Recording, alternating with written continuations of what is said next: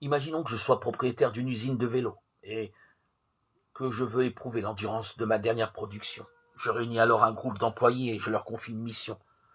Emmener mon vélo depuis Los Angeles jusqu'à Miami par la route pour tester ses performances. Je leur demande de noter tous les détails. La résistance des freins, la durée de vie des pneus. Puis je leur dis que je vais les attendre à Miami. Après quoi, je prends congé. Juste après mon départ, les employés se réunissent et commencent à organiser des comités pour étudier la manière la plus rapide, la plus économique, la plus facile d'amener le vélo jusqu'à Miami. Ils passent des heures et des heures à analyser quelle serait la meilleure méthode pour accomplir la mission. Ils rédigent des propositions et produisent des livres sur le sujet. Finalement, ils en concluent qu'il vaut mieux faire voyager le vélo par avion. C'est le moyen le plus rapide et ils font une affaire sur le prix d'un billet d'avion. Quand nous nous retrouvons à Miami, ils sont là, tout contents. Ils pensent qu'ils ont fait de l'excellent travail et ils s'attendent à ce que je reconnaisse leur loyauté en tant qu'employé. Mais quand je leur demande un rapport sur les performances de durabilité du vélo, ils se regardent et perçoivent avec tristesse qu'ils n'ont pas accompli la mission. C'est la frustration. Ils ont passé de nombreuses heures à étudier et à analyser les paramètres. Ils ont travaillé dur pour assembler les différentes ressources. Ils ont fait ce qu'ils pensaient être le mieux. Malheureusement, ils n'ont pas accompli la mission. Pas parce qu'ils ne voulaient pas, mais parce qu'ils ne l'ont pas comprise.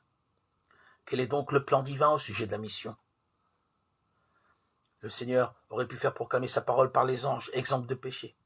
Mais ce n'était pas là son plan. Il est évident que Dieu a un plan pour accomplir sa mission. Il serait injuste s'il nous avait donné la mission sans nous enseigner comment l'accomplir.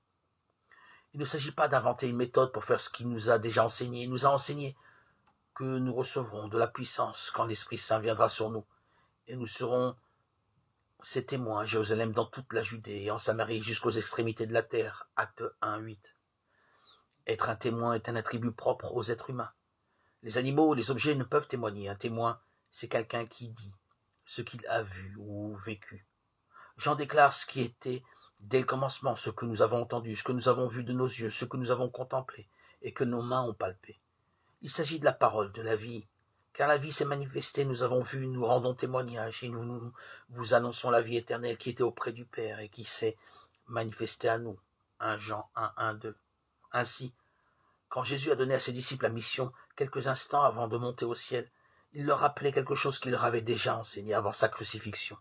Cette bonne nouvelle du règne sera proclamée par toute la terre habitée. Ce sera un témoignage pour toutes les nations.